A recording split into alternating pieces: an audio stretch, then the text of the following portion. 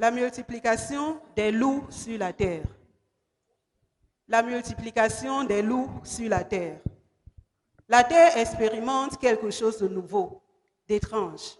Les loups se multiplient et se répandent sur la terre aujourd'hui, avec de nombreuses conséquences. Les loups sont des hypocrites, des faux prophètes et de faux Christ. Leur multiplication est fulgurante actuellement.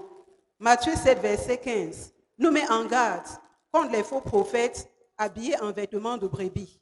Ils prétendent qu'ils sont nés de nouveau, alors que ce sont des loups ravageurs, avec pour objectif de vous faire mourir, car dans leur cœur, ce sont des meurtriers. Ils viennent à l'église avec de grosses Bibles. Méfiez-vous-en. Si tu es l'un d'eux, si tu es l'un des loups, dénonce ce statut aujourd'hui et demande à être libéré par Jésus. Amen.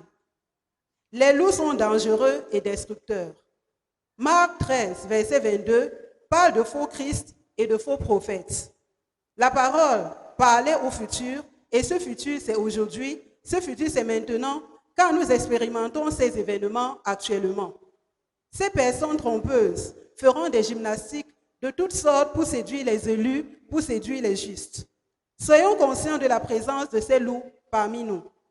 2 Pierre 2, verset 1, parle de faux docteurs, de faux enseignants qui introduisent des enseignements pernicieux sur terre.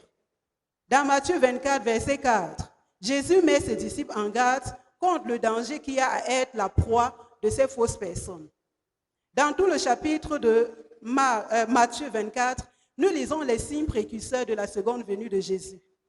L'avènement et le soulèvement de faux prophètes qui séduiront plusieurs et les entraîneront dans le monde des ténèbres. La multiplication des loups sur la terre. Est-ce que ces loups viendront à nous en se présentant comme des loups? Non. Ils viendront habillés comme des brebis. Ils prendront le visage de Jésus. Ils seront dans les églises et participeront avec zèle aux activités chrétiennes. Quelle est la mission de ces loups? Jean 10, verset 10a, dit que la mission de ces loups, c'est premièrement de voler tout ce que Dieu a mis en nous. Deuxièmement, de détruire les promesses de Dieu pour nous. Troisièmement, de nous tuer complètement. Plusieurs brebis ont été séduites par ces loups et elles ont pris la même nature aujourd'hui. Dans Acte 20, versets 29 à 30, Paul parle aux bien-aimés contre les loups cruels qui s'élèveront dans l'Église en faisant de faux enseignements pour apprivoiser et entraîner les disciples avec eux. Quand vous écouterez ces enseignements pernicieux, sachez que vous faites face à des loups ravisseurs qui en veulent à votre salut. Prenez garde, faites attention. Qu'est-ce que les loups utilisent pour multiplier? Premièrement, ils utilisent de l'argent. Ils promettent l'argent, la prospérité. La Bible dit que l'argent est la racine de tous les maux. Faites attention à ceux qui vous donnent de l'argent gratuitement. Deuxièmement, ils utilisent les paroles vaines. Ils donnent toutes sortes de promesses. N'oubliez pas que le diable a promis le monde et sa gloire à Jésus, mais le Seigneur a refusé. Jésus nous a dit que personne ne nous déçoive. Nous allons lire le texte d'Apocalypse 16, versets 13 à 15. Apocalypse 16, versets 13 à 15, version Louis II.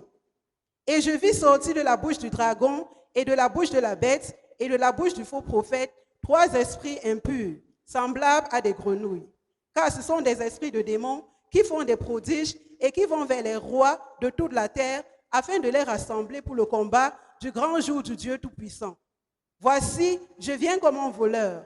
Heureux celui qui veille et qui garde ses vêtements afin qu'il ne marche pas nu et qu'on ne voit pas sa honte. Le verset 13 parle des esprits impurs et le verset 14 ajoute que ce sont des esprits de démons faisant des prodiges et des miracles pour rassembler le plus grand nombre derrière les loups ravageurs. Au verset 15, Jésus nous avertit de sa venue prochaine. Si tu es hypocrite, sache que tu as un esprit impur, tu as un esprit démoniaque en toi et c'est lui qui guide tes actions. Mais aujourd'hui, si tu sais t'en libérer, Jésus est prêt à t'en délivrer. Où trouve-t-on les loups? Ils sont partout, dans nos familles, dans notre voisinage et même au sein de l'Église.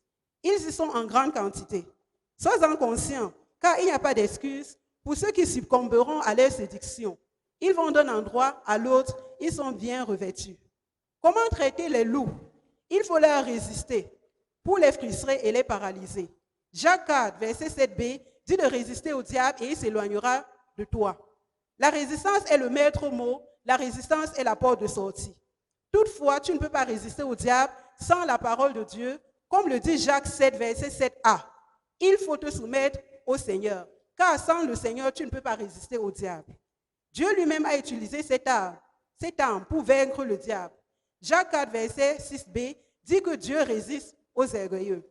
Matthieu 4, verset 1 à 11, montre la démonstration que Jésus a fait de ce concept. Il résista au diable 3 fois et ce dernier s'enfuia.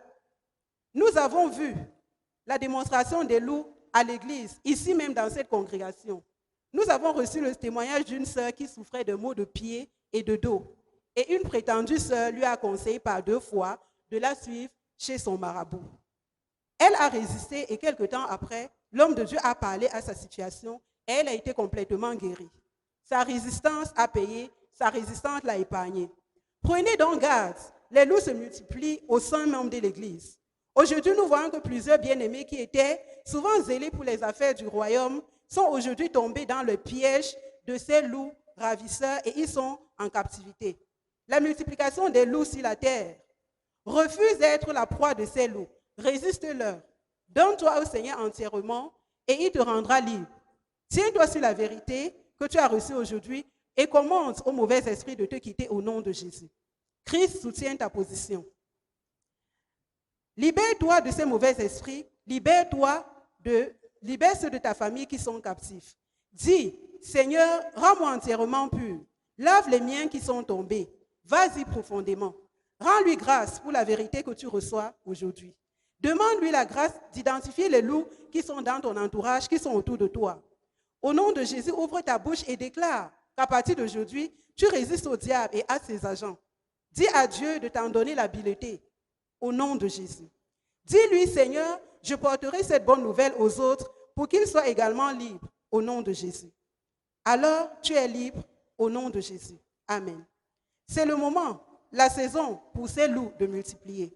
Ils continueront de décupler, mais nous devons nous libérer à travers la parole que nous porterons aux autres. Christ revient bientôt. Soyons prêts au nom de Jésus. Amen.